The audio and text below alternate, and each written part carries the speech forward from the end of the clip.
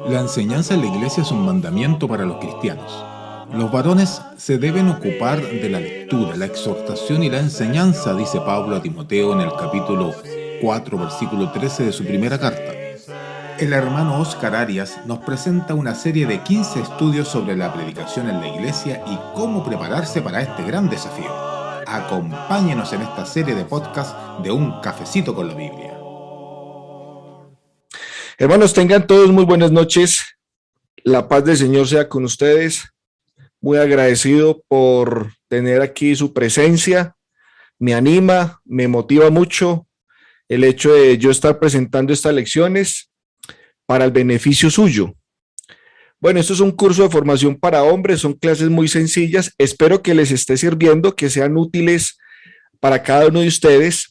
No es un estudio profundo, no es un estudio muy extenso tampoco, no es un estudio universitario, profesional, pero es el esfuerzo de algún tiempo para preparar estas lecciones y espero que usted pueda sacar al menos algunas cosas valiosas para su crecimiento espiritual y es en pro de ayudarle cada vez más para que preste un mejor servicio a la congregación.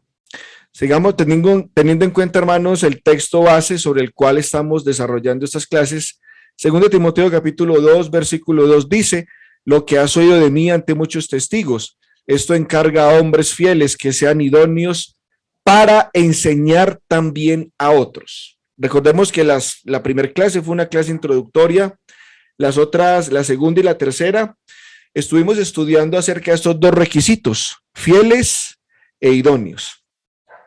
Y también estuvimos estudiando ya acerca de la preparación de sermones, la preparación de varones. Y en esta noche vamos a estudiar la estructura del sermón. La estructura del sermón. Y aquí vamos a mirar lo que es el esqueleto del bosquejo o del sermón. Uno debe tener un plan en el sermón, porque el objetivo es decir algo en el sermón. Sin duda alguna, ha habido predicadores que han tenido éxito sin la necesidad de hacer una estructura adecuada para sus lecciones. ¿Y esto por qué ha sido? Bueno, porque han tenido una amplia experiencia en sus conocimientos, también el producto de su imaginación, han tenido una mente abierta, sumémosles también la experiencia y la observación. Bueno, la estructura del sermón, cuando hablamos del esqueleto del sermón o el bosquejo que se tiene que hacer, va a añadir poder al sermón. O sea, el sermón va a ser contundente si usted lo tiene preparado. El esqueleto del sermón es como, llegamos a decir, como el esqueleto en el cuerpo de un hombre. Es necesario que se tenga eso. Bueno, vamos a mirar en esta noche, hermanos, los valores de un plan de sermón. En general, un plan de sermón o un bosquejo lógico debe ser una ayuda tanto para el predicador y también va a llegar a ser de mucho beneficio para la audiencia. El bosquejo del sermón debe ayudar al predicador de la siguiente manera, y vamos a mirar aquí 3 puntos. Primero, el bosquejo del sermón debe ser una ventaja para el razonamiento lógico del predicador en la preparación del sermón.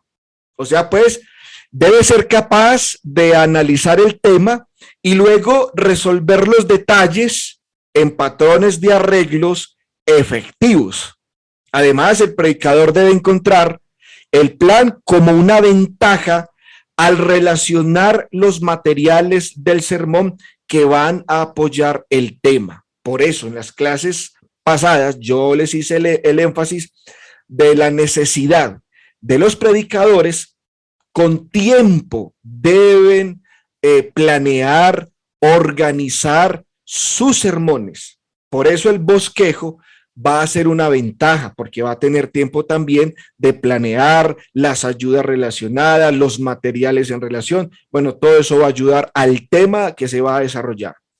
Segundo, hermanos, el bosquejo del sermón debe dar confianza al predicador en la exposición, ya que él ha pensado bien el tema y generalmente entiende lo que va a intentar decir a la congregación y obviamente conoce el desarrollo del tema. Todo esto debe dar al predicador un sentido de preparación. Y la gente, o sea, pues la iglesia, los que están allí sentados escuchándolo, sabrán que el predicador preparó su material. Sabrán que el predicador se preparó con tiempo, que conoce el tema, que lo ha pensado muy bien y que no va a tener ninguna complicación al exponerlo. ¿Por qué?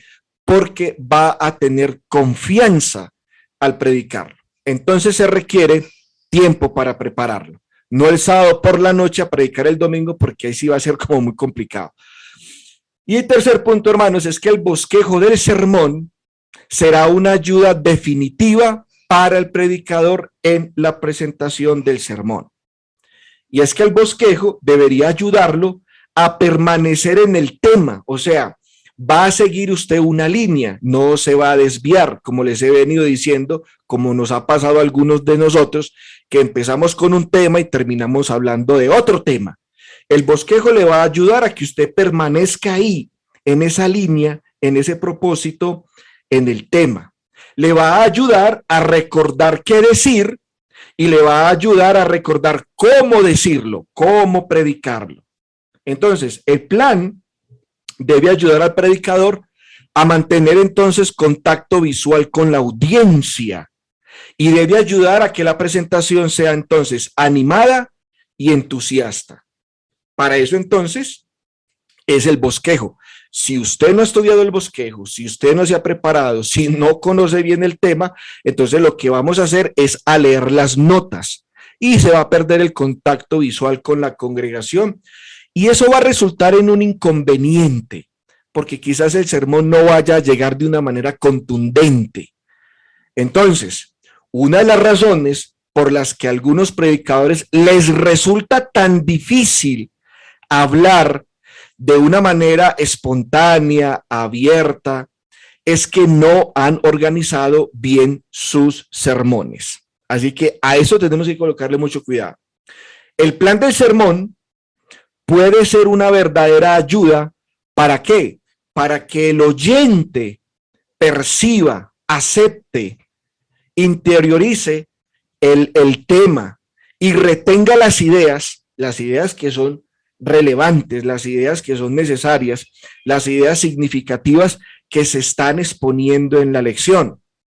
Dado que el orden, como nosotros sabemos perfectamente, el orden es la primera ley del universo y también una ley que rige esta tierra. Todo Dios lo ha hecho de una manera ordenada. De la misma manera, el predicador y su bosquejo también debe serlo. Y esto, cuando el sermón está bien organizado, cuando el sermón tiene un objetivo, está bien enfocado, pues probablemente, hermanos, facilitará el placer de escucharlo. ¿Por qué? Porque está bien organizado. No es que el predicador lo vamos a notar que está como perdido en el púlpito, está como embolatado en las ideas, no sabe ni para dónde va. Bueno, es cierto entonces que un esquema podría convertirse en un fin en sí mismo, pero ese no es el propósito. La función principal de un predicador es la de construir sermones en lugar de algunos apuntes, que es lo que nos ha pasado a muchos de nosotros. A veces cuando uno ve la hoja de sermones de los hermanos, simplemente son unos cuantos apuntes y el resto yo ahí lo voy rellenando, pero no debe ser así, hermanos. Entonces, las reglas que les estoy dando aquí son instrumentos para ser usados y debemos valernos de esas herramientas. Ahora, el plan debe ser activo, real, tanto para el púlpito como para la iglesia. Un sermón bien preparado dará confianza al predicador y beneficiará de una manera tremenda porque edificará a la iglesia.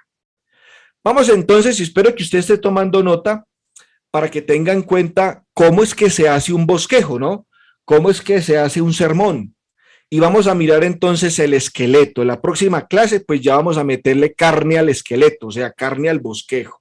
Aquí simplemente vamos a mirar es las partes básicas del desarrollo del sermón. Todos nosotros sabemos por la radio, por la televisión, los periódicos, los boletines, los letreros interactivos, las cosas que encontramos nosotros en la red, siempre hay un título o una frase que llama la atención a algo. De la misma manera, el sermón debe contener lo que nosotros llamamos como el título de los sermones. ¿Qué es el título del sermón? Bueno, pues es algo muy sencillo. El título del sermón es el nombre que se le da al tema del sermón. Y hay al menos 3 características de títulos de sermones aceptables o sermones que van a ser efectivos. Entonces, esto es muy necesario, el título del sermón, y usted tiene que dar a conocer a la congregación el título del sermón, porque pues va a llamar la atención a la congregación. ¿Qué es lo que se va a predicar? ¿Qué es lo que el predicador nos trae? Entonces, hay 3 características que nosotros debemos tener en cuenta en el título del sermón. Primero, debe ser breve, no debe ser un título larguísimo, no, debe ser breve.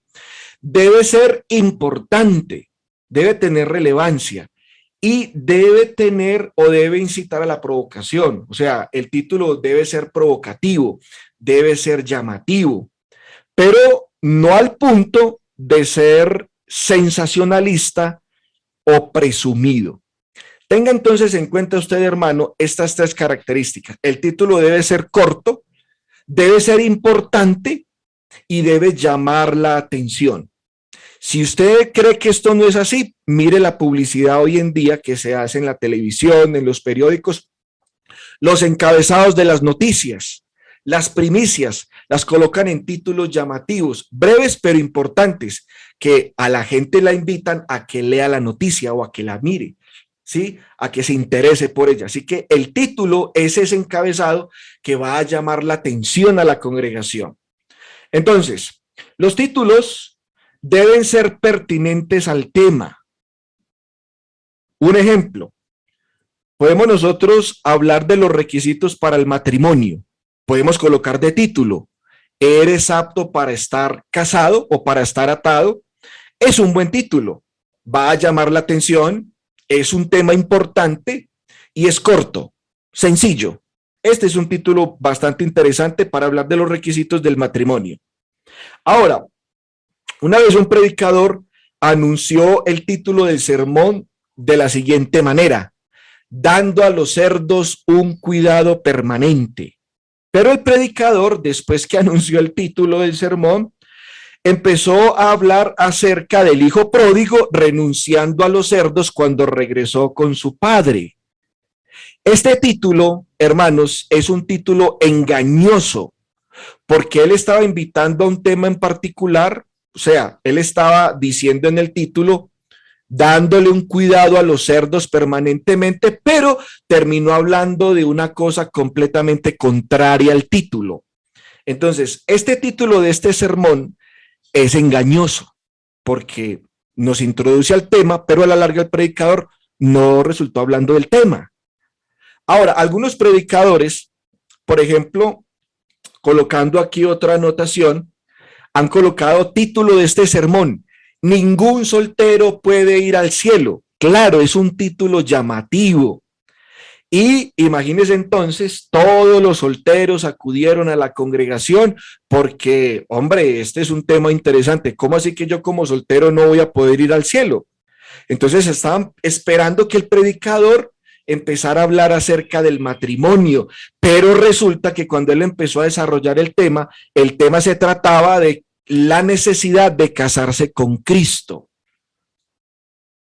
Entonces, imagínense, todas las solteras y todos los solteros que vieron escuchar el sermón sobre este tema en particular realmente llegaron a estar decepcionados, porque ellos esperaban, según el título, un tema diferente, pero resultó hablando el predicador de la relación o de la necesidad de llegar a ser cristiano, no de ser solteros, realmente.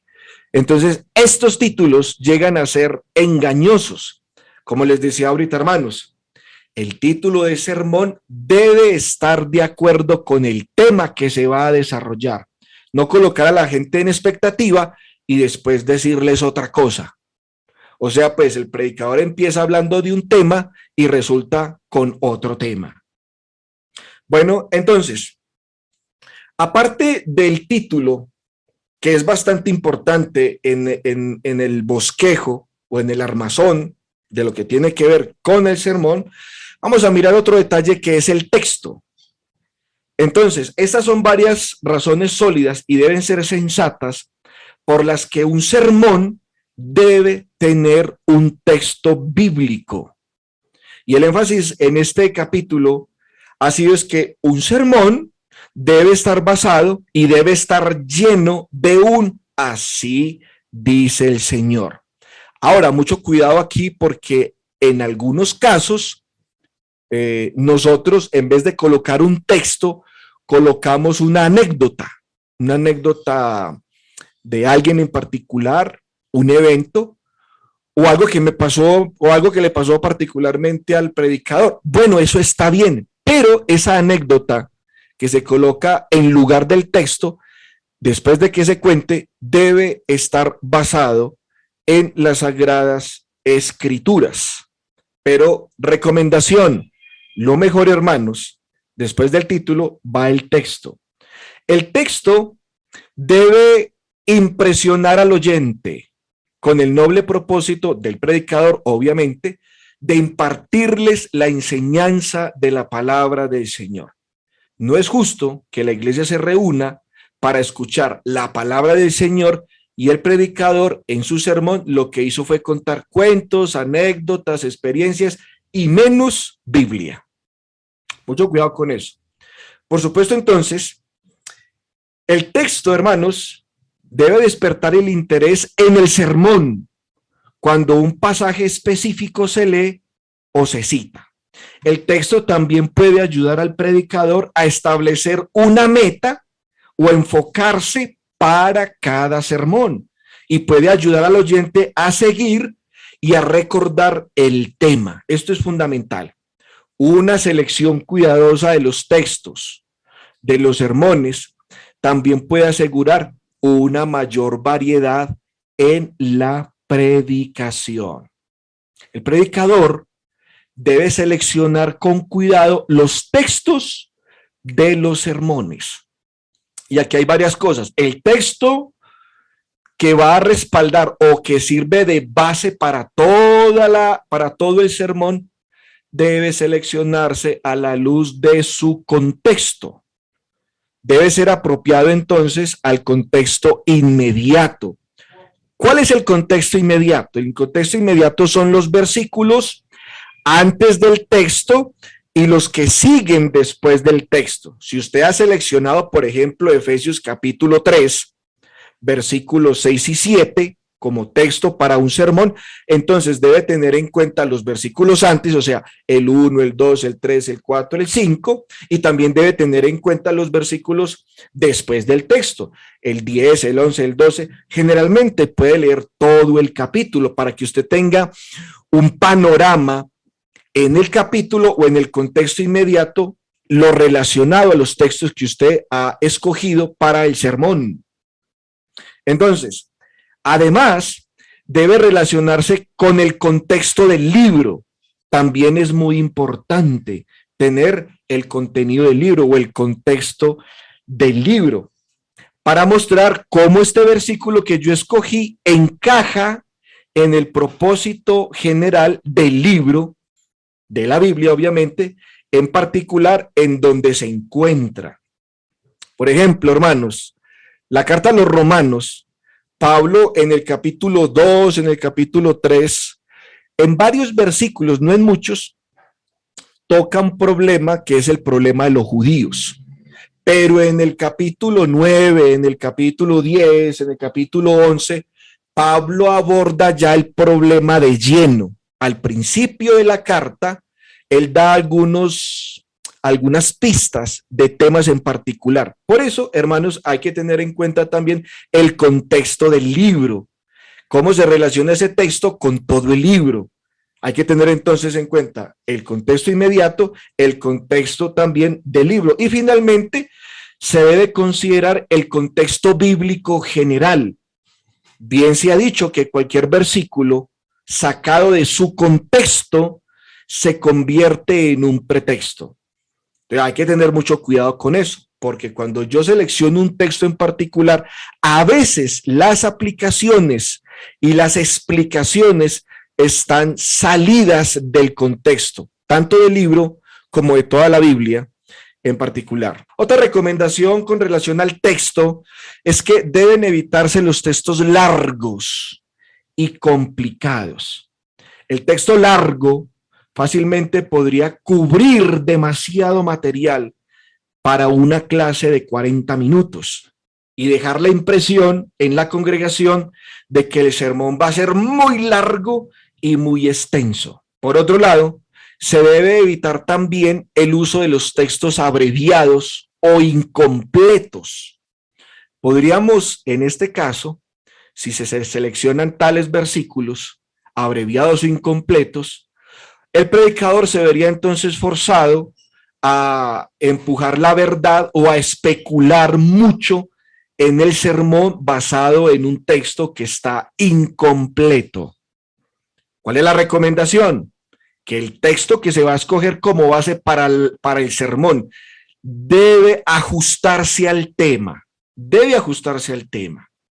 debe ser relevante para el tema y no debe pervertirse y luego usted tratar de encajarlo en el tema del sermón, porque ahí sí se va a embolatar.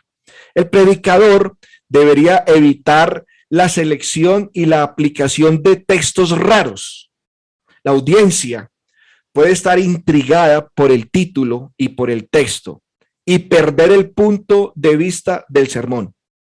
Seleccione, hermano, una porción de la escritura que contenga una verdad esencial, vital, que sea apropiada para el tema y obviamente para la audiencia y para la ocasión. Como les dije yo en clases pasadas, el predicador debe entender las necesidades de la congregación y allá es donde tiene que apuntar también entonces el sermón. Vamos a hablar de un tercer elemento dentro de la estructura o el esqueleto del sermón y es la tesis. ¿Qué es la tesis? Bueno, es la parte básica del plan del sermón. Si está tomando nota, vuelvo y se lo repito. La tesis es la parte básica del plan del sermón. Es una proposición o una tesis, como se dice, ¿no? La tesis es una declaración escrita, póngale cuidado, del objetivo o la meta del sermón. En otras palabras, lo que el predicador intenta lograr en el sermón. ¿Cuál es el objetivo del sermón? Usted lo tiene que colocar aquí. Y eso es la tesis. ¿A qué le estoy apuntando yo?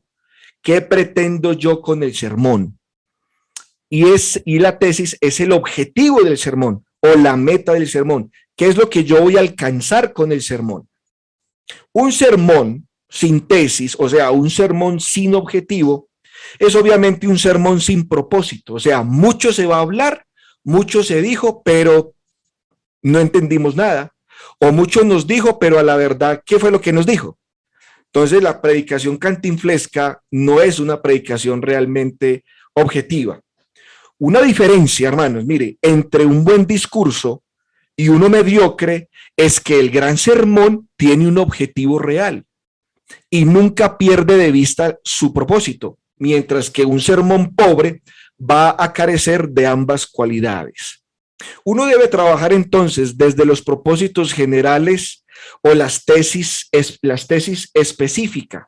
Los propósitos generales de la predicación bíblica entonces son informar, O sea, al oyente sobre qué, sobre la responsabilidad hacia Dios, hacia Cristo, hacia el prójimo y hacia uno mismo, ¿no?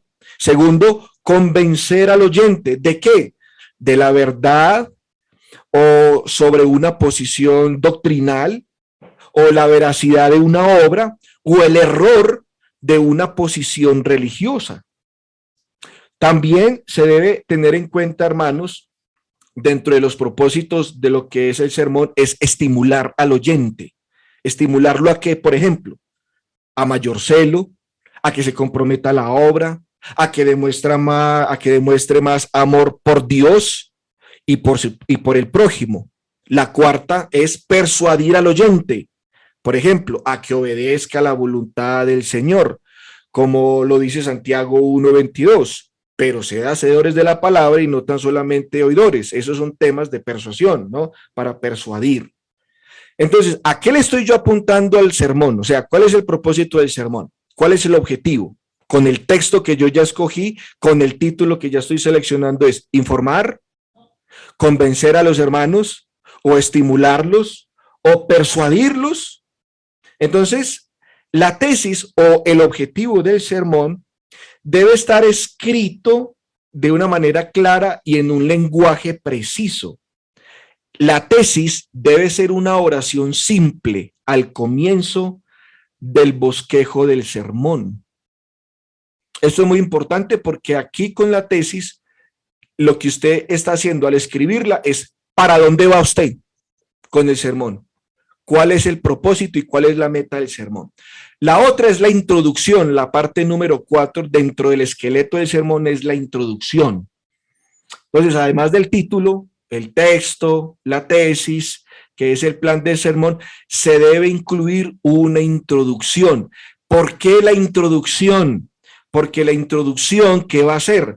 Va a despertar el interés en el tema que se va a discutir y va a orientar a la congregación en relación con la discusión. La introducción va a preparar a la congregación sobre lo que el predicador les trae. La introducción, entonces, ¿qué debe crear? Una atmósfera de amistad, de alegría, debe despertar un interés activo, debe despertar un entusiasmo que conduzca a escuchar con atención. Aquí entonces con la introducción usted va a captar la atención de la congregación. Bueno, entonces los principales puntos de introducción en el plan del sermón pueden indicarse mediante números arábigos, como ustedes lo ven ahí. Y estos puntos, que no deben ser muchos, máximo 3, o sea, una introducción que tenga más de 4 o 5 puntos, eso ya es el cuerpo de la predicación, o sea, es el desarrollo del sermón. Máximo 3, mínimo 2, ¿cierto? Estos puntos que hacen parte de la introducción deben ser oraciones completas, Un capítulo posterior, o sea, más adelante con la ayuda del Señor, nos vamos a mirar de algunas formas efectivas para presentar sermones y el tema aquí de la introducción, ¿cierto? Pero aquí simplemente estamos preocupados en esta noche es por la estructura de lo que es el sermón. Ahora, vamos con la quinta parte de lo que es el esqueleto del bosquejo del sermón y es el cuerpo o la discusión, ¿cierto? O como se dice entonces en algunos temas, el desarrollo del sermón. Esa es la quinta parte. Y esta parte es principal del tema porque es la parte que va a desarrollar la tesis. El cuerpo del sermón o la discusión debe tener 3 a 4 puntos principales, no más de ahí. Porque la mayoría de los temas se dividen lógicamente en 3 o 4 aspectos principales. Entonces pueden colocar 4 ideas principales, 1, 2, 3, máximo 4. Será mucho más fácil. Alguien podría decir, vea, ¿por qué 4? ¿Sí? ¿Por qué no más?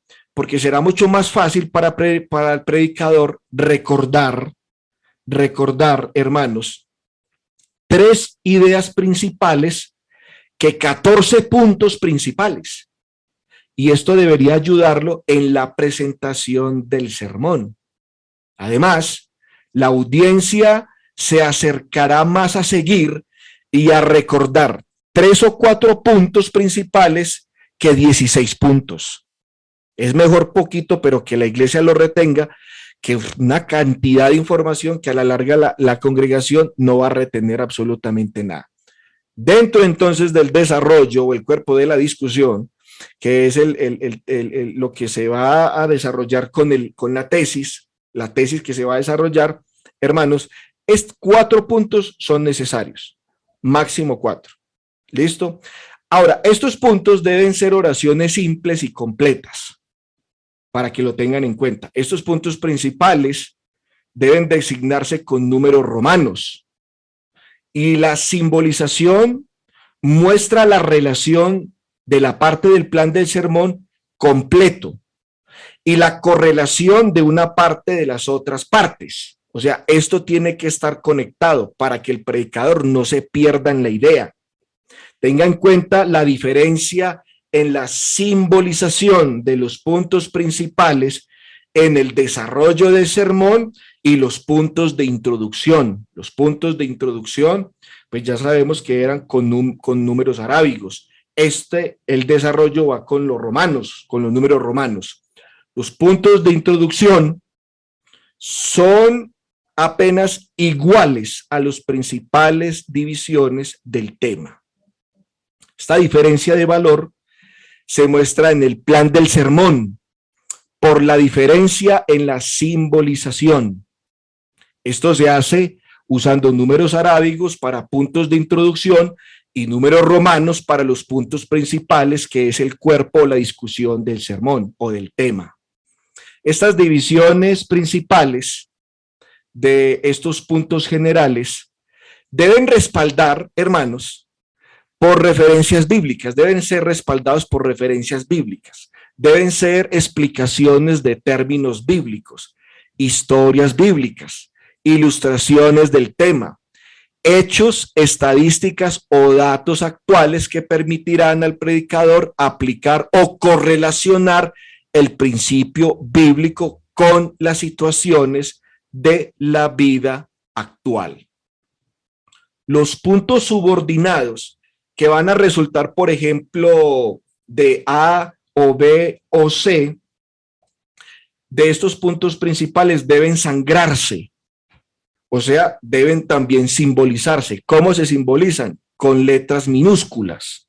Use letras mayúsculas para los puntos subordinados y para los subpuntos, pues use letras minúsculas. Si es necesario realizar un análisis más detallado de los puntos subordinados, las letras minúsculas serán una simbolización práctica y eso le va a ayudar a usted a explicar el punto A o el punto B. Y por último, la sexta parte del esqueleto del bosquejo es la conclusión. Es la última parte del sermón que nosotros la conocemos como la conclusión. Y los propósitos generales de las conclusiones de los sermones son: 1, resumir el tema; 2, llamar a la creación o a la creencia, o a la acción; y 3, implantar con fuerza el tema en la mente del oyente, para que cuando se vaya de la congregación no olvide el sermón. La conclusión es sumamente importante porque es la aterrizada del avión. Alguien dijo, hermanos, en una ocasión, predicar es como pilotear un avión. Lo más difícil es despegar y lo más complicado también es aterrizar. Un buen inicio y un buen final, podemos darnos por satisfechos de que hemos hecho un buen trabajo y que va a impactar a la congregación. Así que tenga en cuenta, hermanos, estos 3 puntos que tienen que ver con la conclusión, el resumen del tema, llamar a que las personas crean y que pongan en práctica el sermón, y con toda fuerza implantar en la mente del creyente para que él no olvide el sermón que se le ha entregado. Estos 3 puntos son necesarios. A veces nos ha pasado, hermanos, ya voy a terminar, y vuelve como que si el avión despegara otra vez, y otros 5 versículos, 7 versículos, y otras explicaciones. Hermanos, ya voy a terminar, y nunca termina. Entonces, eso aburre y cansa, y se pierde el objetivo. Entonces, los puntos de conclusión deben simbolizarse de manera consistente como con los puntos de introducción. Dado que los puntos de conclusión no tienen el mismo valor que las principales divisiones del cuerpo del sermón, se recomienda una diferencia en la simbolización. Los puntos de conclusión, hermanos, deben ser oraciones simples, no deben ser otro sermón más largo, no, la conclusión debe ser sencilla, corta, simple y contundente.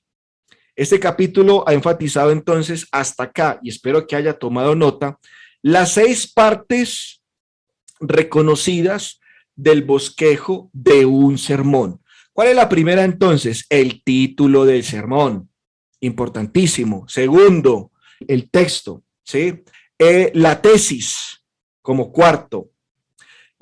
Como tercero, perdón, la introducción, el cuerpo o la discusión, que es el punto número 5. El sexto es la conclusión. Así más o menos, con este esqueleto, usted podría entonces, o con esta estructura, usted podría entonces fabricar y armar sus propios sermones. La importancia de la estructura aparece en todas partes de la Biblia. Tome usted, hermano, por favor, tome usted alguno de los sermones dado por los profetas en el Antiguo Testamento o dado por los apóstoles. Y estos nos llegaron en forma de informes. Y muestra que casi todos los predicadores, profetas, apóstoles, como se llame, siguieron un plan, siguieron un objetivo, que puede que nunca haya aparecido en el papel así como en forma de bosquejo. Pero usted mira los sermones de los profetas, los sermones de los apóstoles, y eran sermones muy bien estructurados y que apuntaban a algo, estaban bien enfocados. Entonces, ahora, hermanos, no sé qué horas son. Vamos a mirar en estos minutos que me quedan.